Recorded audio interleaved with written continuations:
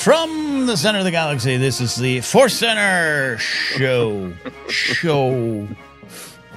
This is where we talk Star Wars pop culture and the old adventure life itself. It is a Monday. The sun is finally out after 5 straight days of rain, though I love the rain. I do enjoy the sun. I'm Ken Napson. I didn't know the sun was out. This is the kind of gift that doing the live stream brings. I'm going to go for a walk when we're done. Yeah.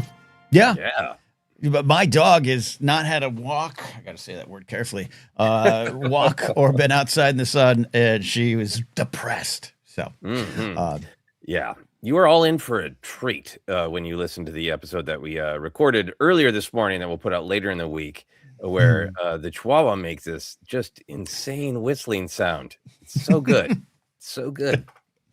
Her haunted howl. Hey everybody, we're here live on Monday. Jennifer Landa, as always, sends her regards out this week for the holiday fallout. I guess you could say it's still holiday. We're all working through it. I could not get up to full speed this morning. Set my alarm nice and early.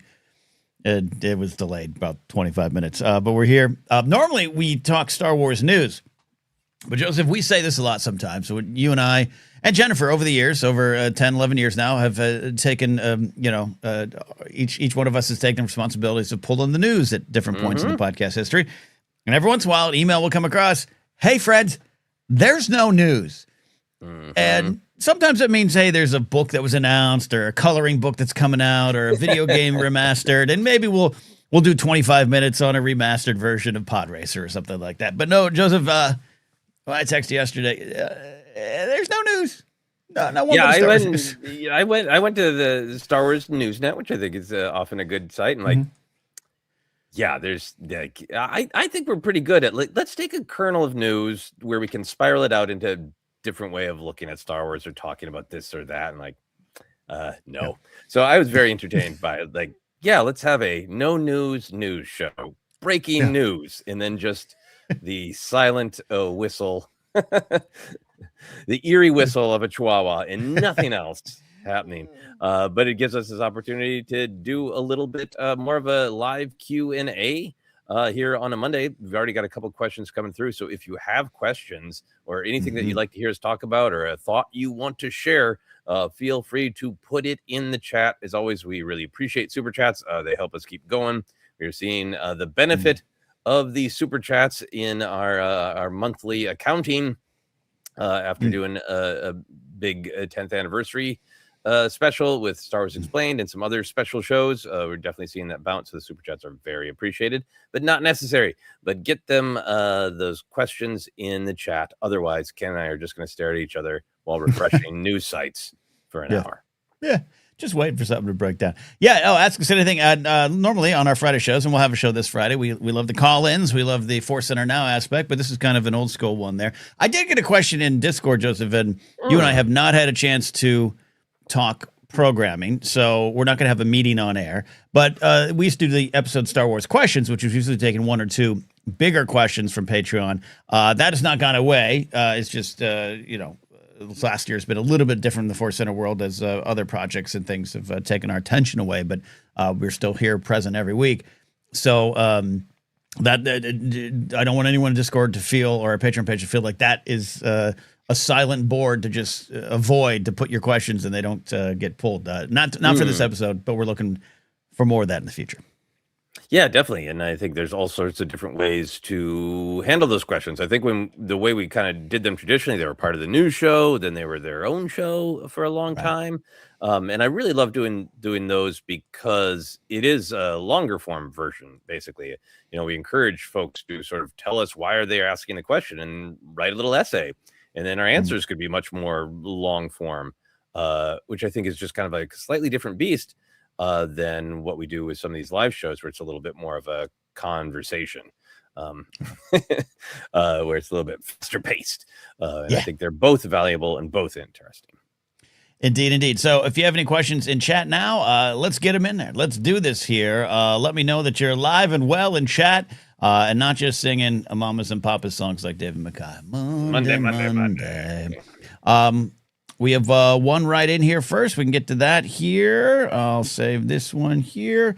We got this one, Joseph. General Cameroni I'll share that mine was him being the Grand Inquisitor from Rebels, not because I thought it had merit, but my dad came across the line when my family. Wait, did I miss the question? Yeah. The question is right before it. Here's the. Sorry, I just went to the favorited text. San Diego. Hello FC, behind on the vids, but just watched your The Force Awakens rebroadcast this morning. It got me reminiscing about the days of Snoke theories. What unhinged Snoke theory was your favorite at the time? Then I'll share that mine was him being the Grand Inquisitor from Rebels, not because I thought it had merit, but my dad came across it online when my family was speculating, and it got me into Rebels. That's amazing. I got to watch Rebels for the Snoke theories is like a very 2015, 2016 sentence. I love that. Very cool. General Cameroni. We've talked about ones that we believed in or didn't, but did you have like the just bonkers ones that were so dumb you enjoyed them? Yeah, I mean there could be a lot of those. He's Source Bandim, the youngling that Anakin Skywalker struck down in Tried Revenge to of the strike Sith. down, Tried, yeah. There's that.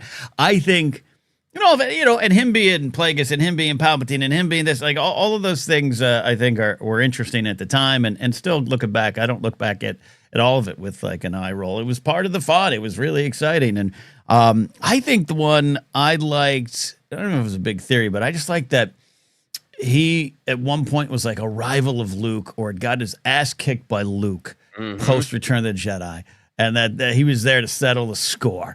And he had taken over the First Order in a surprising way, because that was kind of out there. Ray Sloan and Brendel Hux and all those things, and gave way to the unsuspecting candidate Snoke, and that this was all about revenge against Skywalker.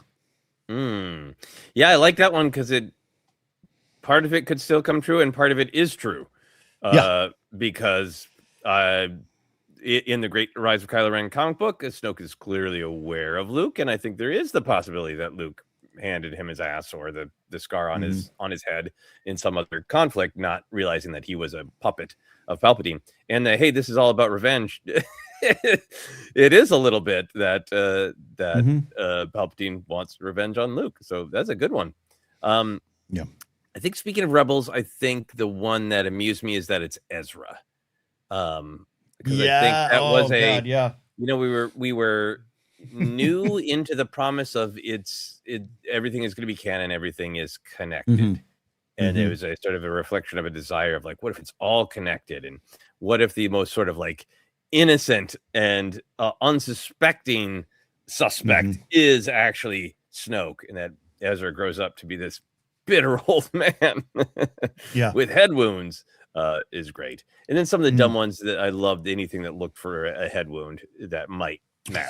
Like he's the stormtrooper who hit his head on the door in the original Star Wars film, because that would explain, I don't think it would quite explain the head wound, but he's Dana Carvey's old SNL character, Head Wound Harry.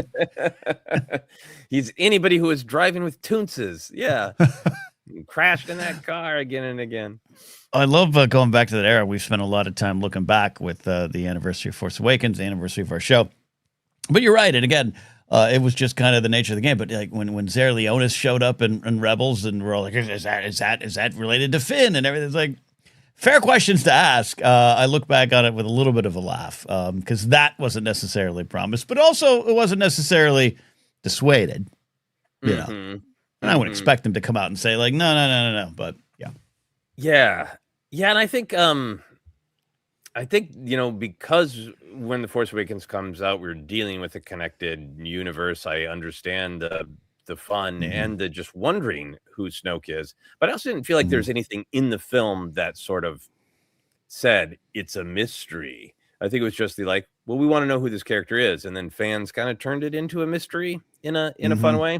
And I always liked the idea that he was this voice from the unknown regions, a different player. And there was some stuff in the Last Jedi novelization that had that vibe of this wise but evil vision watching from beyond the veil. Yeah. Yeah, absolutely.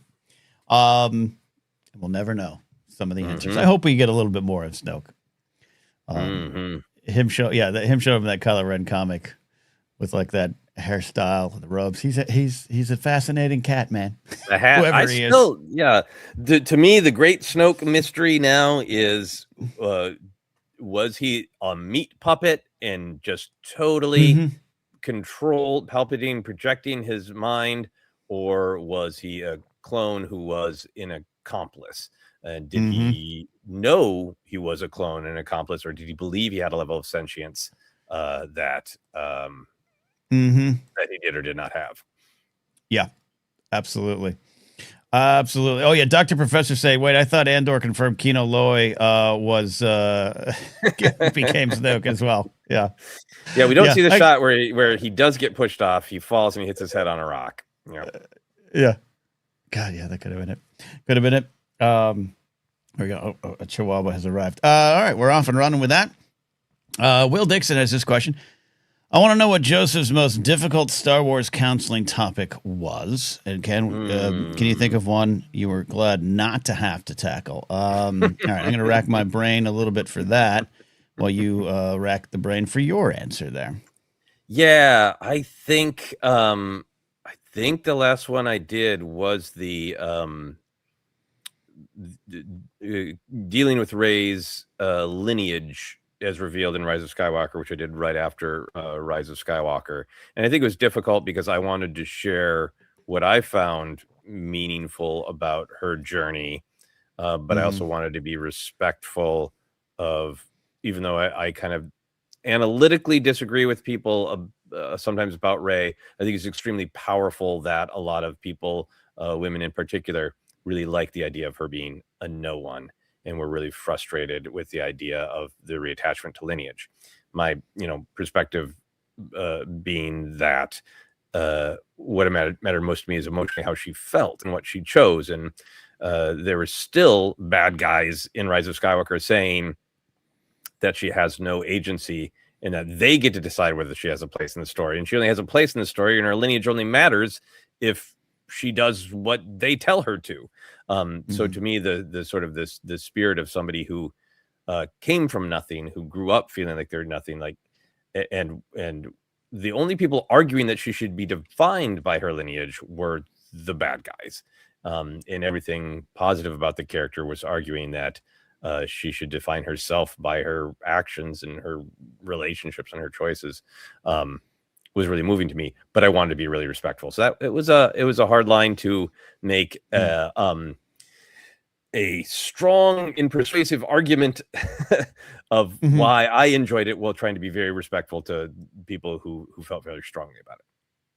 Yeah, no, and I think you threaded that needle wonderfully, and it was part of the still something I struggle with, where practicing what we preach of perspectives and journeys and what you take from it and what might not work for you, and recognizing that is, of course, just how it should be, how conversation should be had, but also just having some of those people in my life trample over the perspectives of other people in their hate of what happened to the character of Rey, where I'm like, yeah, I totally get that, but what about this person, where it means everything to them? Like it's a tough needle to thread, but you did it. As far as me, I don't know. I think your show was Star Wars counseling, but I think any of the big things over the last 10 years, we touched upon enough in the show where, even though I didn't sit down and address it in the manner that you did, I felt it was on our table. So I'm trying to give an answer of going back to maybe an olden time, and I'm glad we didn't have a podcast going to try to deal with the problems around it that people, I'm sure, had, and I know did have, and that is that the revelation that Leia was Luke's sister. And I'm glad ForceCenter 1983 didn't exist, where you and I, young children, trying to explain the logical leaps and the kiss and empire and all those things. I'm glad that was just regulated to Starlog letters to the editor, and not of something that I had to try to answer in the time. The wars were fought in playgrounds and bars. And eventually just became kind of a cynical joke, but yeah, love that there. Great question, Will. Oops, sorry, bringing that. Any other? We got a lot of great questions coming in. Appreciate you all doing that. Mm-hmm. Yeah. We can just grab them in order if you want. Let's do it. Let's do it. Brent Bums standing by. Inside baseball question. Do you need to restructure the episode layouts based on algorithm nonsense, or is it more to accommodate what your other commitments? Talk about ForceCenter business. It's the beginning of the year. In terms of episode layouts, no, we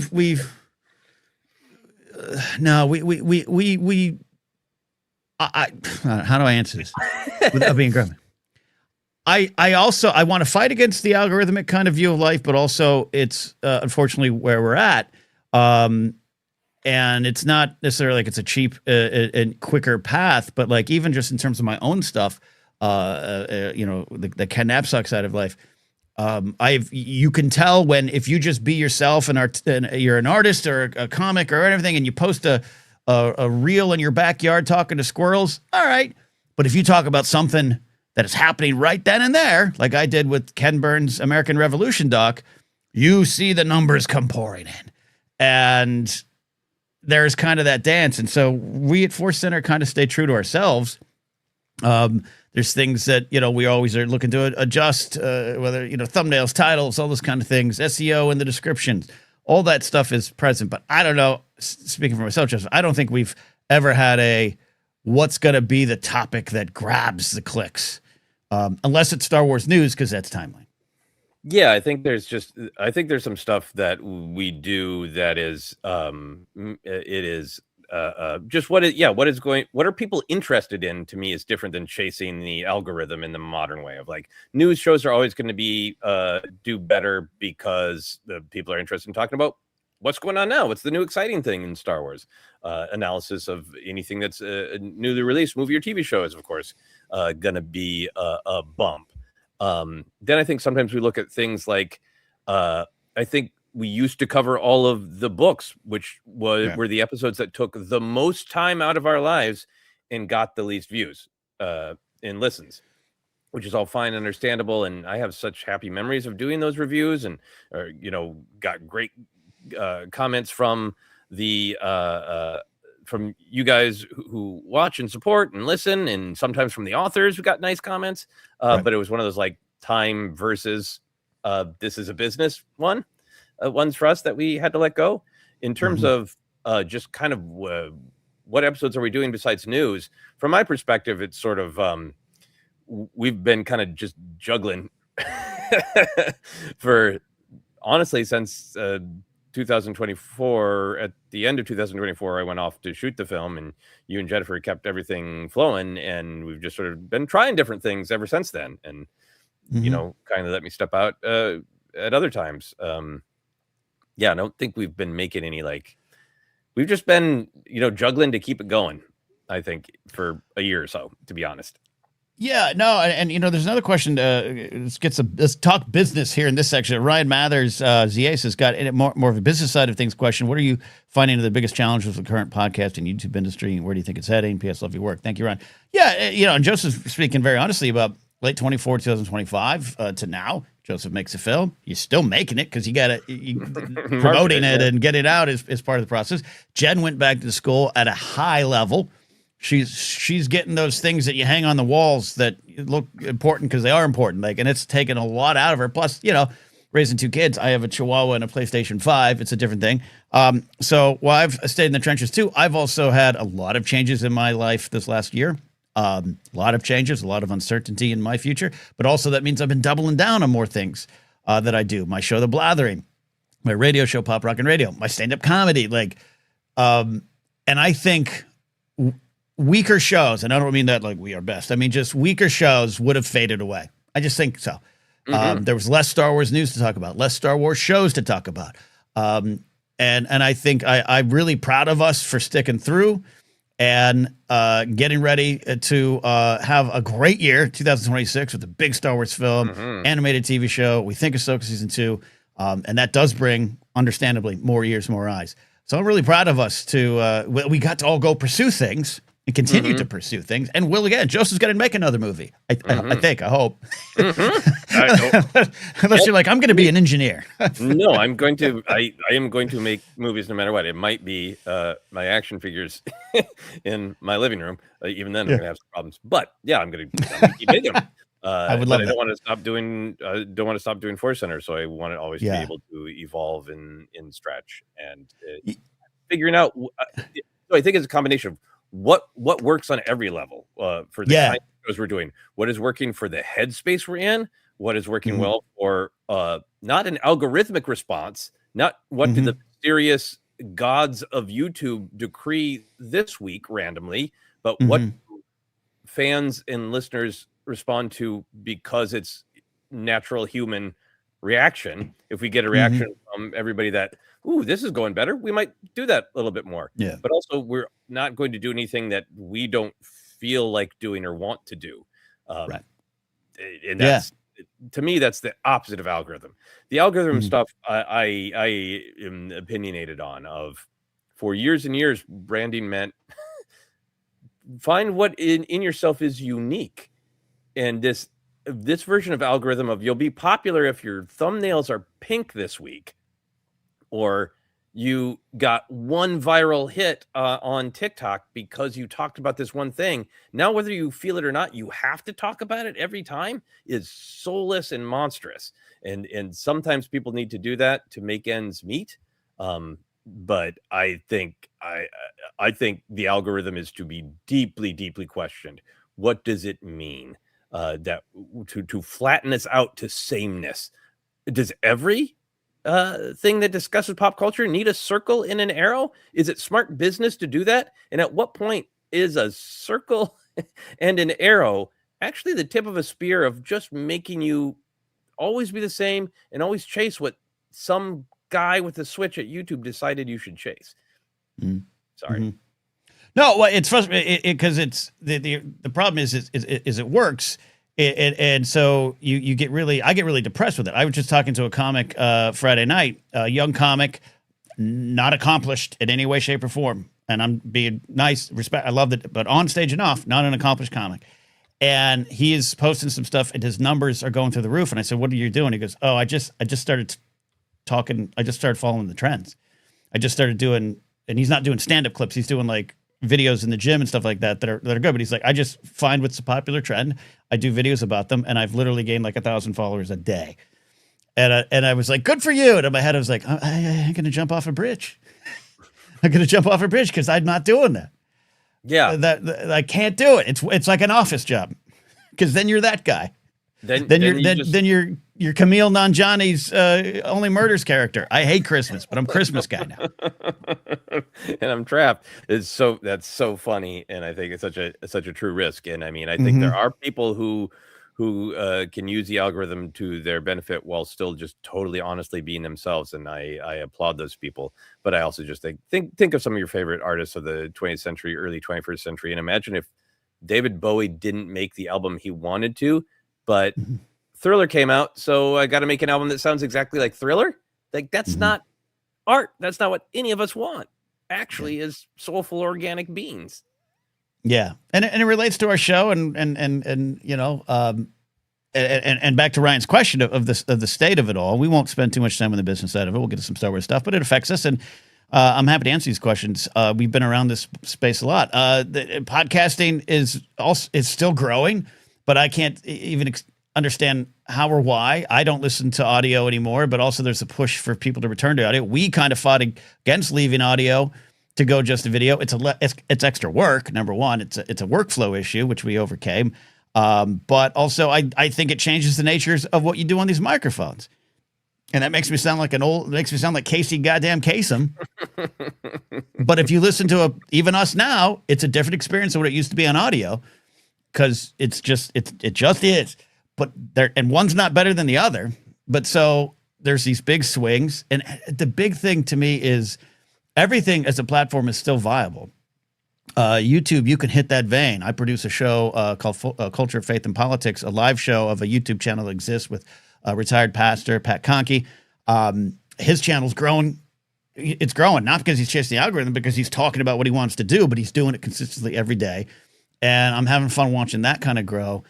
But growth can come from that. It can come from chasing the trends.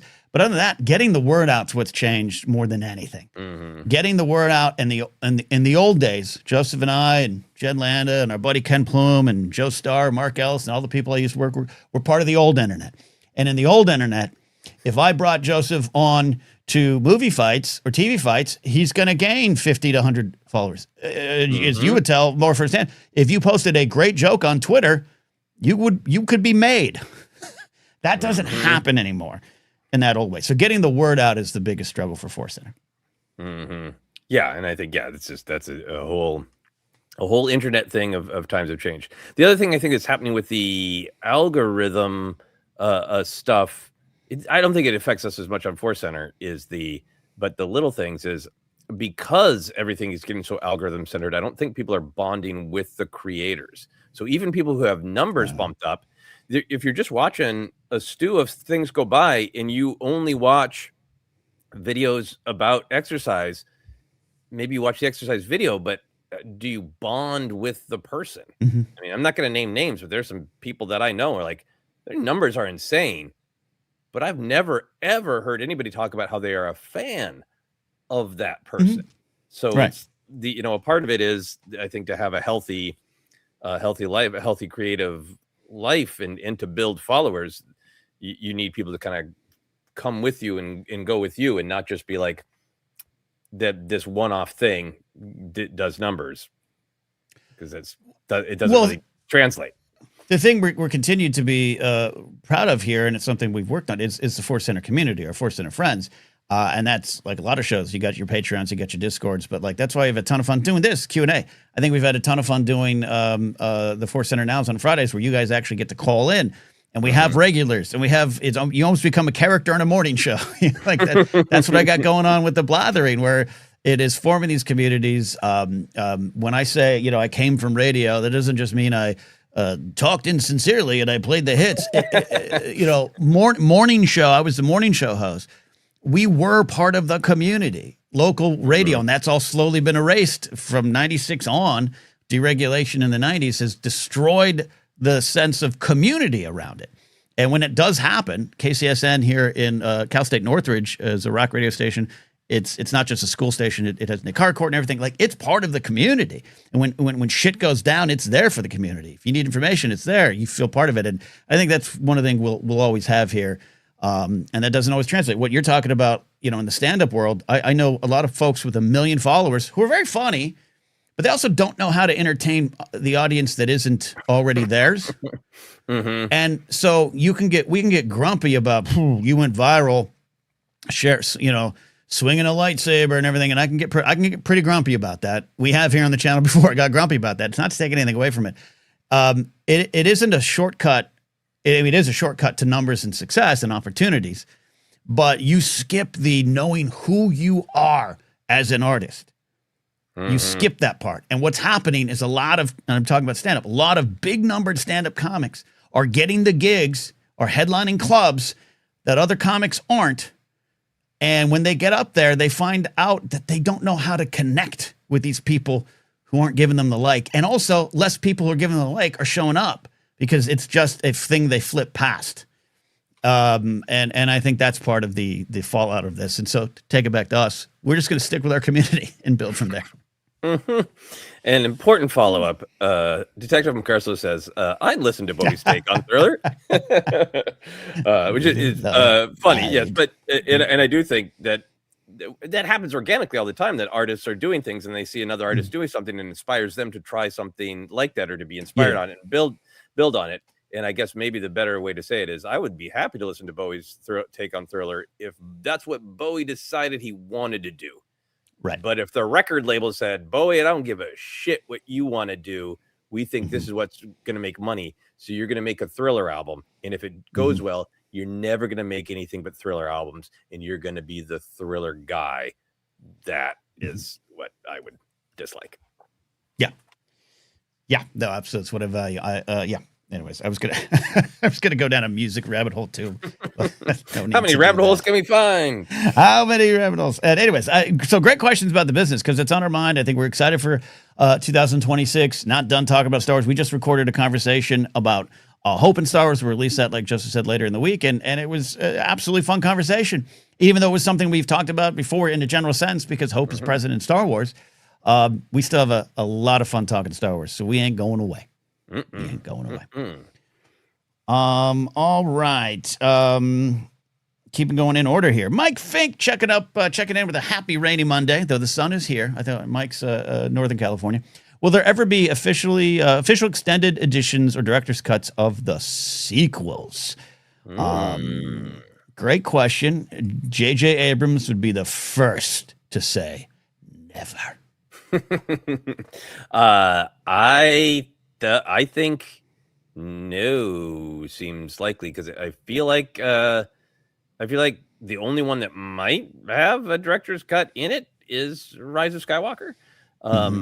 Because I think Rian Johnson has been very clear about like, hey, here are the parts in that The Last Jedi, physical media release is pretty extensive of why he edited certain scenes and why he rearranged certain things of like, yeah, the scene of Luke warning Han was terrible to lose, but for the flow of the film, it works better without it. And, there are people who disagree with that and can go and make their own cut.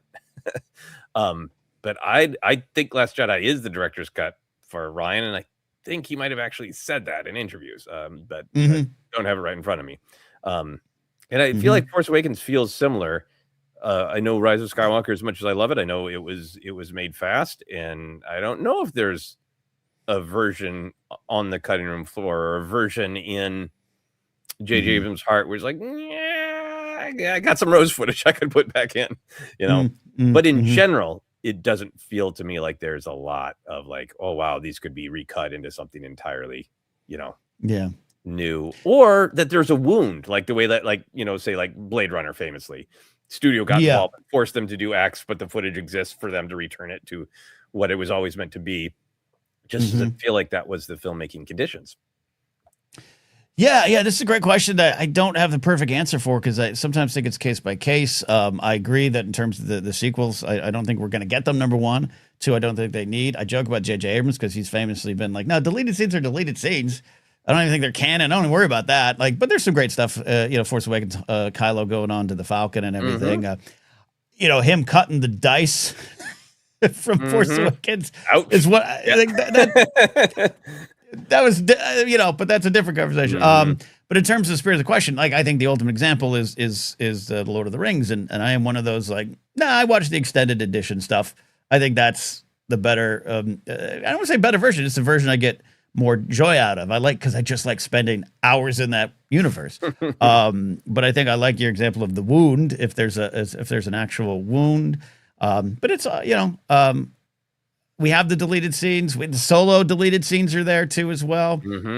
Last Jedi ones, and a lot of times they work. I think in the end, for me though, I do agree that maybe it's the writer and both of us that sometimes it's hard, but when you cut something, you almost forget that it existed because that was the better choice.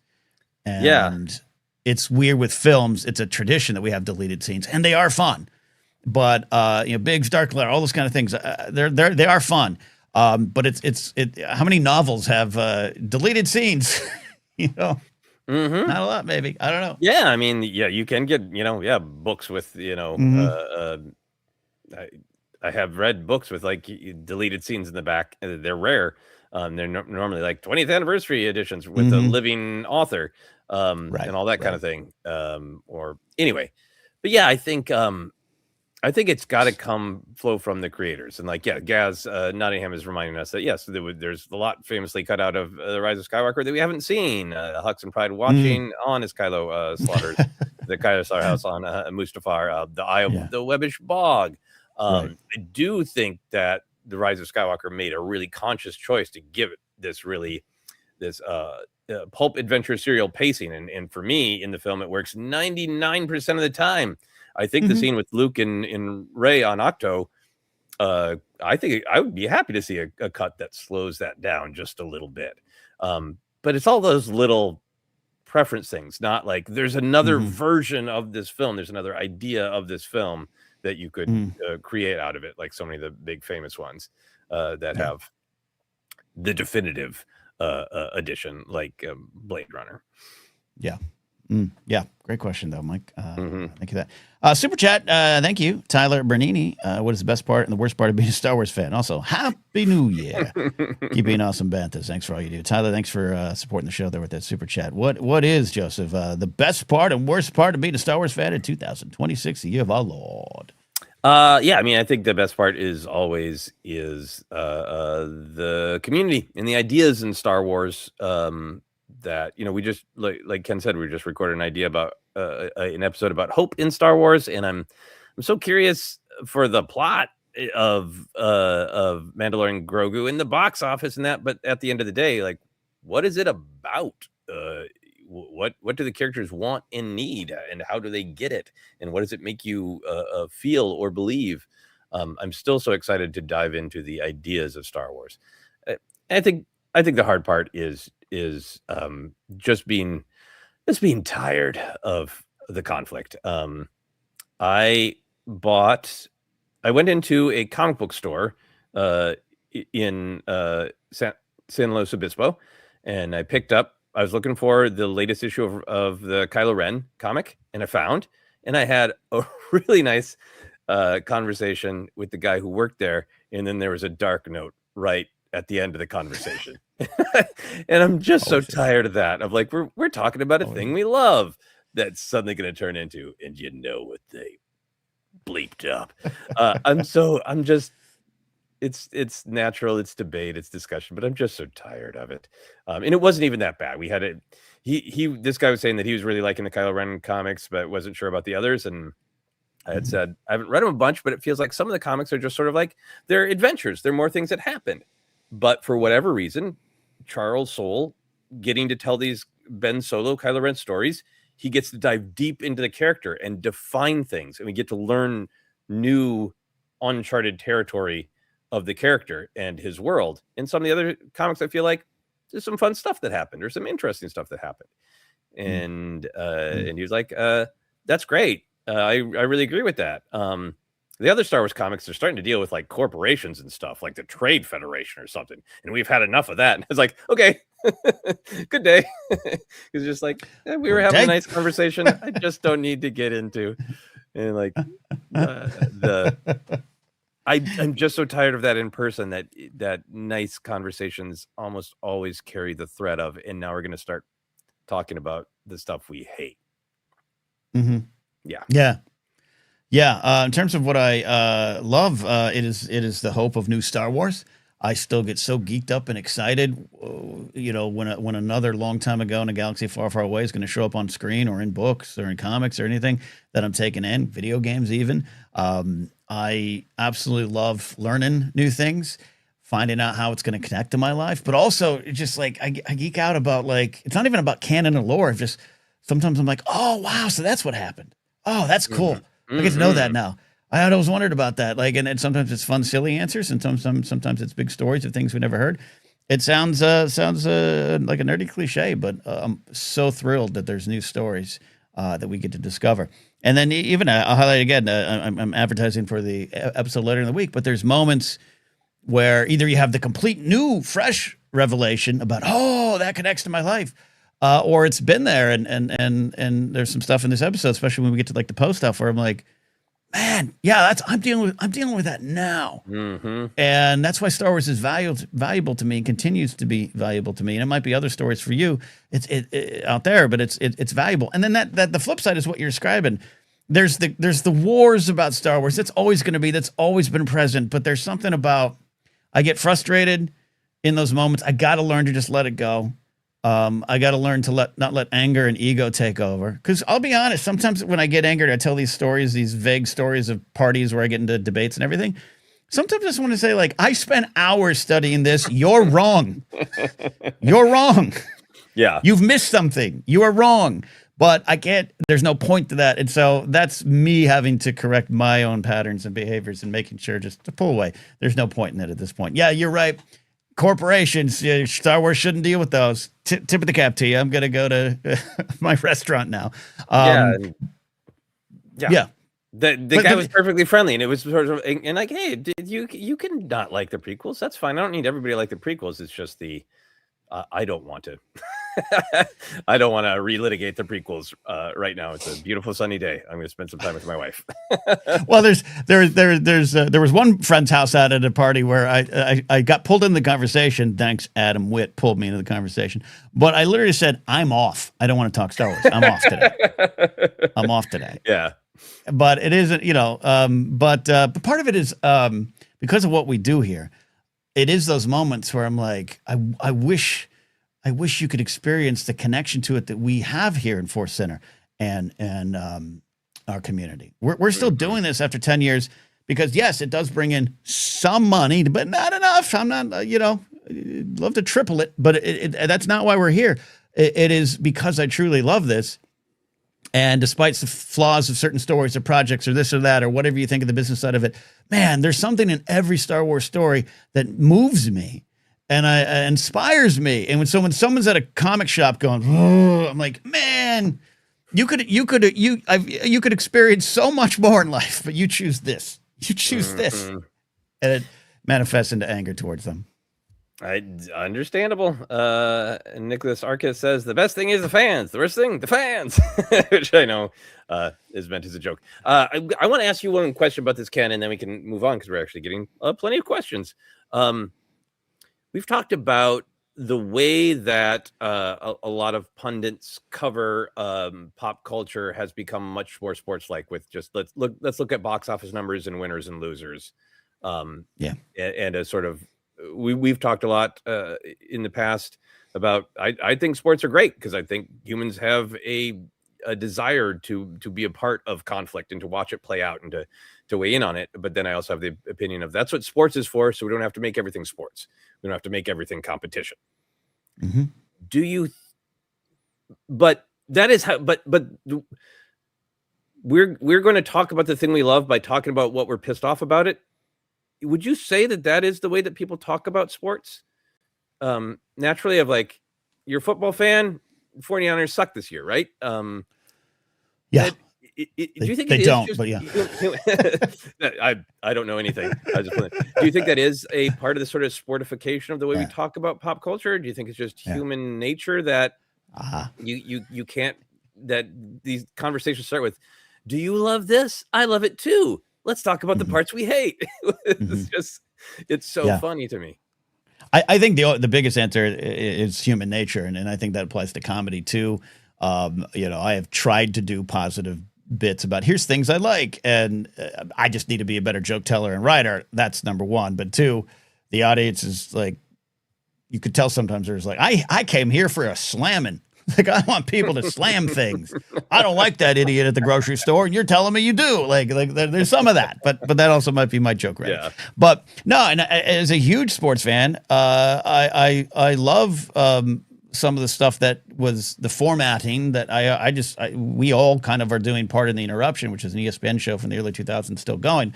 But even people miss the point of that show. It's actually about the community of those two guys.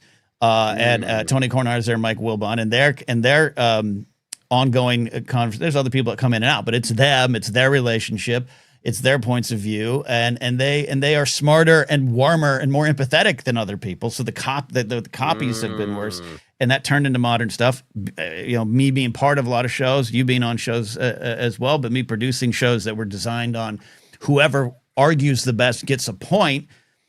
Fun. But then it got received as criticism or reviews. You know what I mean? Like, that's how you review a movie. Does it get a point? And I could go on and on and on about how I as much as I love sports, I wish we had more of an appreciation. But because it gets tiresome. And I did leave sports for about 10 years. Star Wars shows up, and I'm like, I'm going to go be a nerd again. I'm over here. Because I got tired because it is what drives. I'm a Miami Dolphin fan. We did not have a good year, Joseph. We did not have a good year. And so there's just even when they would win, I go to the Miami Herald's podcast, and some great folks on there that I love listening to. But even when the Dolphins would win, they'd spend the entire episode going, "They didn't win good enough." Yeah. And I come to sports for a lot of reasons, including some life lesson stuff, but also I like the joy of it. And when my team lose, it sucks. It does suck because it robs me from joy. But when they do give me some joy with a win, and then you work hard to take away that joy, it becomes exhausting. Yeah. And so I'm less, even though I'm back watching sports more than I have in 10 years, I'm not watching the talk shows as much. I'm not listening to AM sports radio because it is built on its best to complain. And so when that found its way into pop culture, because it was always there, you were always on the playground yelling, about Boba Fett getting eaten by the Sarlacc or whatever. But it became a thing, and not just saying a thing for clicks and things but it just became how we break it down. It gets exhausting. End of rant. Yeah. Go Dolphins. Yeah. I think we're in the same place. And I wish the best for your Dolphins. Next season, right? GM. Done? Next season, we're done. We need a new GM. I hope they keep the coach. Oh, man, I'm going to call in. I'm going to call into a radio talk show. High hopes for the Dolphins and the rest of that Kylo Ren comic book. There you go. Chidi from Tahiti says, they didn't win good enough. Who are they? My mother? Hey.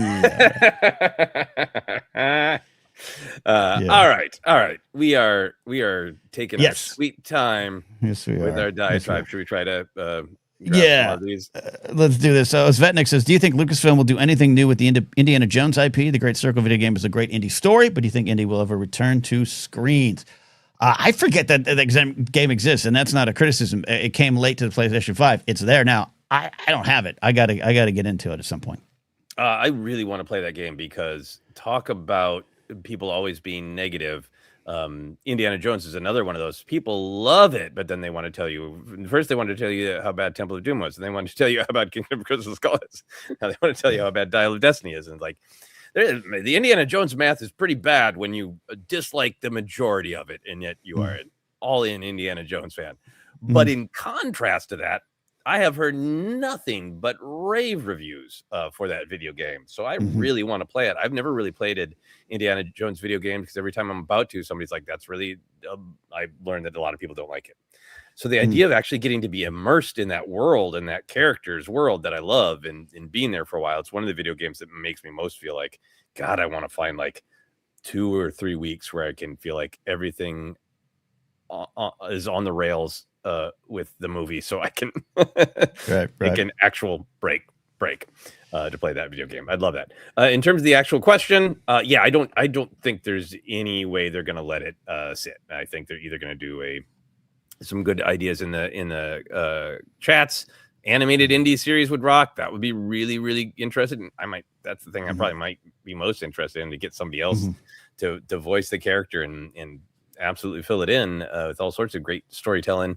But I think doing some sort of reboot is something that they might do. I'm not sure I'd be thrilled about it, but it depends on how they approach it.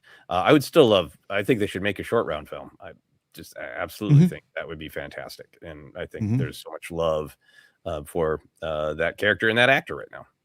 Yeah, K.U. Kwan having the wonderful heartwarming comeback. Unfortunately, I think it came just a little bit too late for Dial of Destiny. Otherwise, I think he would have been in there. It would have been a better decision to have him there in a movie we love. That's not what I mean. But I agree that with the comment from Gaz and you, like an animated show is really interesting. Whether you have AJ Locascio or Troy Baker voicing the character, whatever works for me. Hal Harrison might want to come back and do it for a little bit. In the past, it would have been like a Saturday morning serial, which would have been fun. But like seeing what we can do in Star Wars, and if you were to take a team like that, take Jennifer Corbett's team or something, put it Brad Rao and put it to Indiana Jones, like I'd be on board because there's so many stories to tell with this character. As far as I do believe Harrison is done. I do believe in terms of films, it would only be going back, and I have some complicated feelings about that I just don't know my actual response to, because I am a huge fan of Young Indiana Jones Chronicles. Huge fan of that series.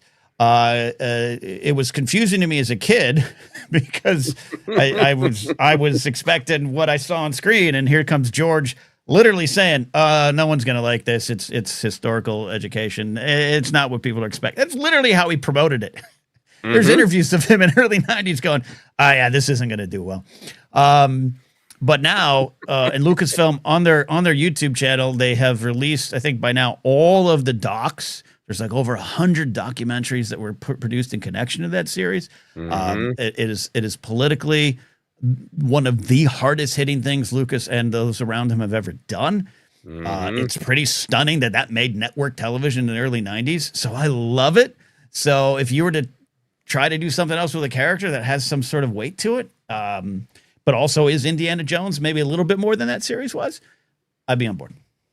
Yeah, and I think there's a lot of room to explore the character, to explore the times, to explore the nuance. I think those films, as we discussed in our rundown, have such a clear theme of, the real treasure is the friends we made along the way. Like, people make a joke about it, but that to me ends up being the moral of almost all those films, is the real treasure is the connection, and having it be able to tell a longer story with it would be great. Yeah, and I agree with Dennis Gill. I love that Teddy Roosevelt episode. Like, young Danny is like, you do what to animals? Excuse me, sir. It's the first episode. It confronts slavery. Like, the first episode. And I remember being like 11 or 12 or whatever it was when it came out, and going, parents gather around, we're going to watch Indiana Jones, and being like, where's the what? Yeah. Oh, and that jazz episode at the end that is not sometimes not available, or toward the end. Oh, fantastic. Hard. I could go on the Treaty of Versailles episode where they just straight up say, we gone done messed up and made the world harder, and we're gonna have more wars. And you watch that episode now, you're like, oh, that's relevant to 2026. Oh, yeah. Oh, anyways, we can go on and on. It's great. A more direct question here. Zabag Leon. Oh boy, I love not getting words right. Are you looking forward to seeing Abeloth and Ahsoka season 2 with a winky emoji? Because we have this kind of Abeloth Legends kind of character hanging over the show, because there seems to be some things that kind of fit, and it would track, Joseph. It would track for the man in the cowboy hat to reach back to some novel he read in college and put it in Star Wars canon. What do you feel about that? Yeah, I don't have a deep relationship with Abeloth. I have read the Wikipedia page, and I like the idea of a character that does start to tip into a sort of cosmic horror, Lovecraftian vibes. I like anything that gets into sort of the weirder side of all the different ways that the Force might express itself, kind of thing. So I would be happy to see an interpretation of Abeloth. I am not holding my breath or laying any bets. Yeah. I guess as the mother, I think that could be interesting. Yeah. I'll say this. Yeah, I don't have a relationship with the character from Legends. I trust Dave. Of all the things, thinking of all the things that he has kind of introduced, and he's introduced a lot, I think all of them have been handled well. And sometimes as I can kind of get cynical or sarcastic and take a shot across the bow at Legends, there's a lot of things I love in canon that came from Legends, Night Sisters, writing Rancors, all that stuff. So I'm totally open to if that's where he's going to go. He's going to do it correctly, I think. Even if I don't, I like his version of Thrawn versus it's all been done pretty well. I trust him. Yeah, and General Cameroni, it says, I would love an analogous character that is the original Great Mother, less Abeloth, more Dathomir Witch.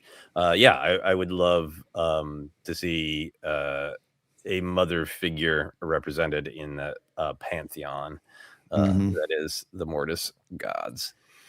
I keep forgetting to choose the Iranian desert as my random username for Periscope. No apologies. I gotta learn how to say it. That's on me. All right. Yeah, we got a few more questions that we should try to get to here. We got this one. Svetnik threw in many at the beginning here. Thank you, Svetnik.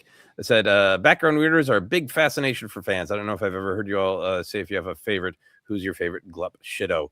Oh, man. I did an episode of our friend Hal Lublin has a great podcast with his friend and great guy Mark Gagliardi. that our friend Ken Plume is also part of.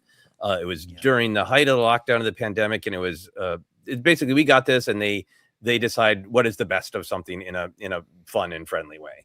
And they wanted to do we got this on who is the best background weirdo in Star Wars, and I'll have to ask my friends at some point if I'll ever be invited back to the show.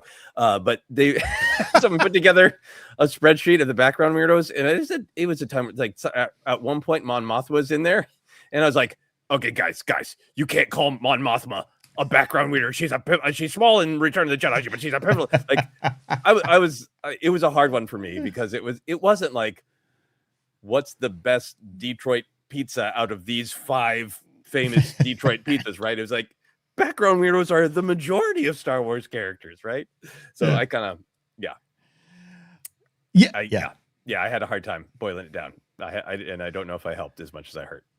Well, yeah, because it switches over time. You know, I get at one point that might have been, I mean, hell, Biggs might have been. Wedge was kind of the first Glepshido. Like his name's Wedge Antilles. You know, I get it shifts, but yeah, my definition is like even Claude, I'd say is one of my favorites is as a Glepshido, which does mean background weirdos, but also to me, background weirdos are background weirdos. And Claude is the greatest hero of all time, so I can't say that he's a background weirdo. Yeah, I mean, I think it's really how you define it. To me, it's like, is it a minor character? Like, so I'll put like Tara Sinube up there, right? He's got one sort of starring role, and then he's a background weirdo and an extremely upsetting background corpse, Kenobi. Or are you talking about really like, the Hask thug in The Force Awakens, the, kind of werewolfy dude with a loincloth who just runs through, like truly backgroundish. Yeah, I think for me. But yeah, I mean, I can't remember. I think is high up there, if not the winner, and then we got this episode was Figure and Dan of like, truly we see the character for a second, but becomes beloved and captures something about the essence of Star Wars. Yeah. I agree with that. Back in the Collider days, we wrote a parody video series that everyone hated, and it kind of ruined my career on the internet called Captain Learning. And I had a parody video written of the 10 Easter eggs in Rogue One, and number 1 was Darth Vader, and I stand by it as it would have been at the time. A great joke. The obscure Glepshido, Darth Vader. Love it. There you go. Yeah. Great question. Speaking of Ken Plume, he says you can still be booked. He says, a la Joseph's Obi-Wan, can pick a travel action figure. So the context of this, of course, you travel often with a Obi-Wan Kenobi figure, and you take wonderful photos. It is like a little travel gnome. You've got some new additions to the story this weekend or this past week, right? Yeah. No, I haven't. I actually have taken a decent amount of photos with Obi-Wan that I haven't posted. I try to remember to take him out, and it's just for me sometimes. But I took him out at the Madonna Inn, which has rooms made all of rock, which are very fun, very weird, very dangerous, and maybe not hygienic. I don't know, but they're an adventure. And I took a picture of him in the shower after I had taken a shower, so the rocks were still glistening, and it did look a lot like Utapau. And I posted it and got a fairly viral response on Threads, most of which has been positive, and some of which has been lecturing me about where I should and should not take showers. But it was really fun. It's really fun to take him out and take a picture, and far more people got joy from it than not, and that was really, really, really nice. Yeah, as far as a figure I travel with, Nine Numb has always been important to me, because it's a punchline and one of my earliest successful stand-up bits. I would maybe consider traveling with that. I have a Darth Plagueis 3 3/4 from like 10, 15 years ago. The Black, I think it was the Black Series 3 3/4 line, and it was on card, but over the years the card has become unsealed. So I know Ken Plume could teach me how to reconnect the plastic to the card. But I'm also like, well, it's out. I might as well put it somewhere. So I'd love to travel with Darth Plagueis so he can just lurk behind me wherever I'm going. That's an option. Really good. And then I have an odd obsession with Wampas, or just the Wampa. So I have a lot of Wampas in various forms. So I think maybe I'd take my Funko Pop Wampa if I still own it. I might have sold it, but I would take that around. Mm-hmm. Mm-hmm. I got to share this about our background weirdo conversation. Jeannie from Teeny says, when I was little, Garandan was my favorite background character. He's a great pick, I think. And Jeannie says, I called him Cucumber Nose and imagined he had a family he was spying to support.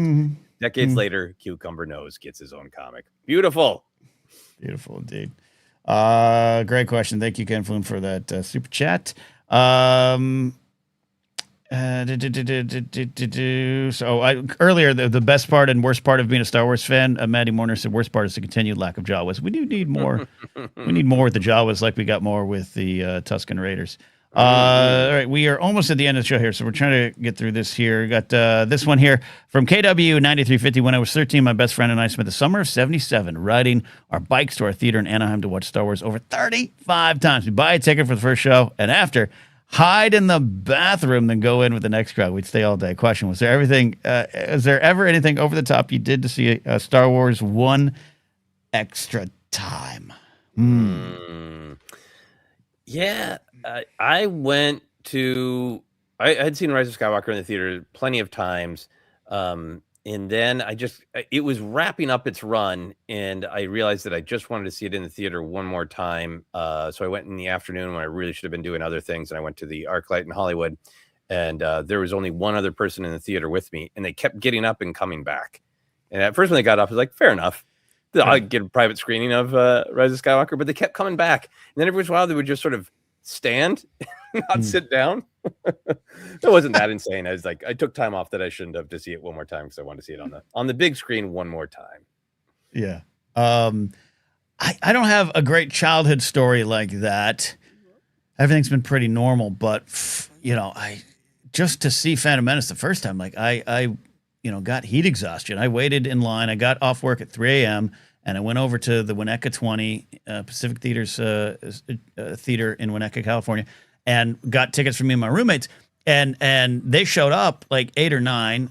It was really hot because it's the San Fernando Valley, and I was sitting there like chapped lips, like I hadn't bought food. I was a young idiot in my early 20s. I didn't know, like, hey, you should go to 7-Eleven, get some water, maybe a snack for. And I think the box office opened at like 11 or something that day. And they came by and gave me a Gatorade and a donut. The worst thing to give someone dying of heat exhaustion. And I just was like, hi. And then they left. No one offered to take my spot. Joel, Casey, I see you. Still friends. I still talk to them all the time. But yeah, I just remember thinking this is worth it. This is worth it for new Star Wars. There we go. Thank you for that one, KW. All right, Gaz. Sorry, clearing this stuff. Gaz Anaheim, do you have any favorite novels and a favorite comic? There's so much to read now. I love Lost Stars, Shadow of the Sith, Light of the Jedi, the Charles Soule, Vader, Lando, Dr. Aphra. Lot to answer there, but where do you go now, Joseph?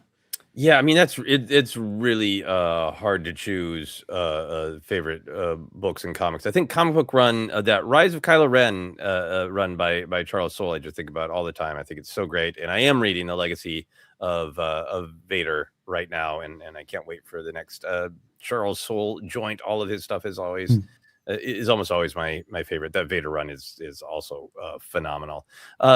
For books, there's a ton we've talked about all over the years of, Lost Stars, Light of the Jedi, Into the Dark, that Claudia Gray's introduction of Reith Silas, one of my favorite Jedis from High Republic, is up there. But I think it's maybe because we read it relatively recently and it hasn't been talked about as much. I don't feel like The Princess and the Scoundrel is really fantastic. Really good.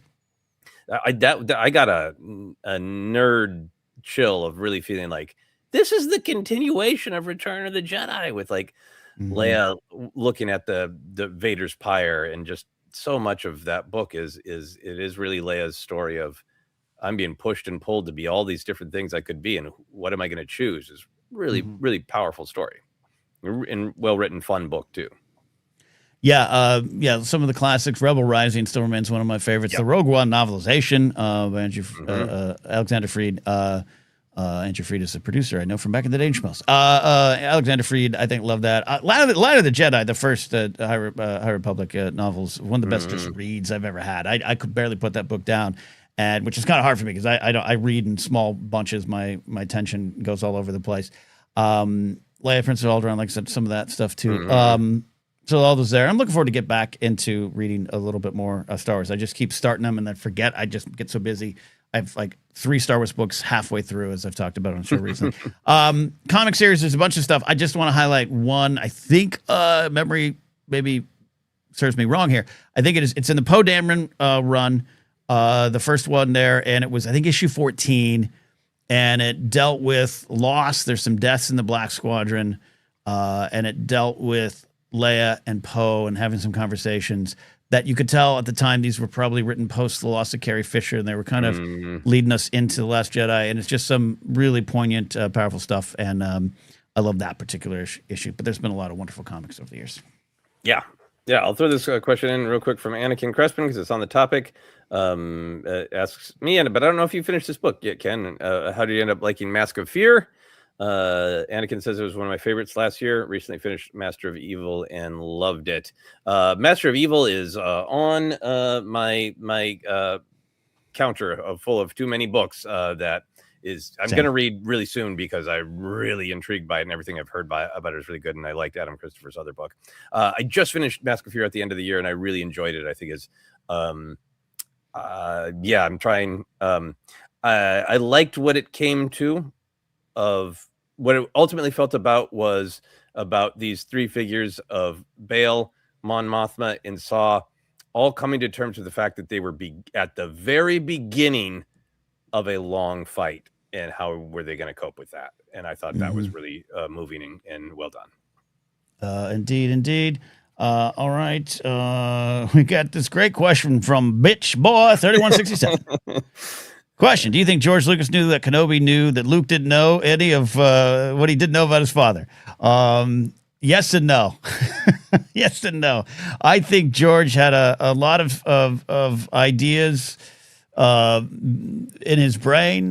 This isn't about a plan or not a plan. And as I've said many times here on the show, but I'll say it again because we're in our 12th year of doing this, 12th broadcast season.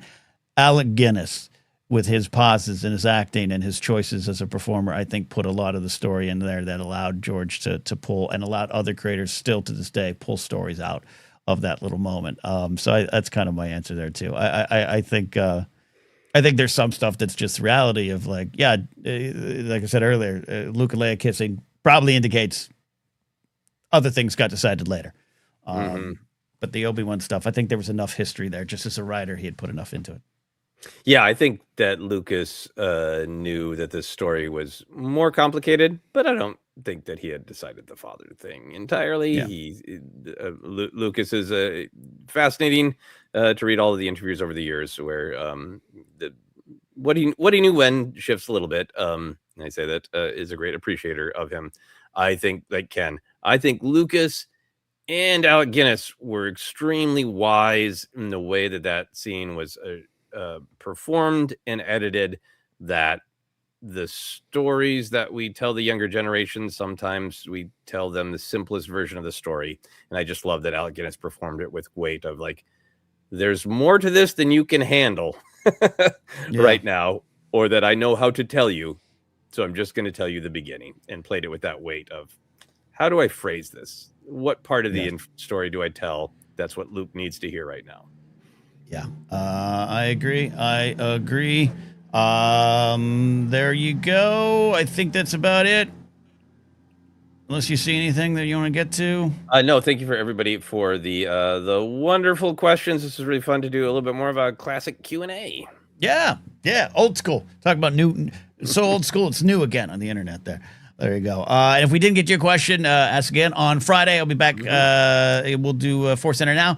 We'll take calls from our Patreon supporters. So get in there now at patreon.com/ForceCenter. You get the call link to get here and chat with us on the show. We'll figure out what that main topic's going to be. So that is it for now. Like I said, follow us on Patreon.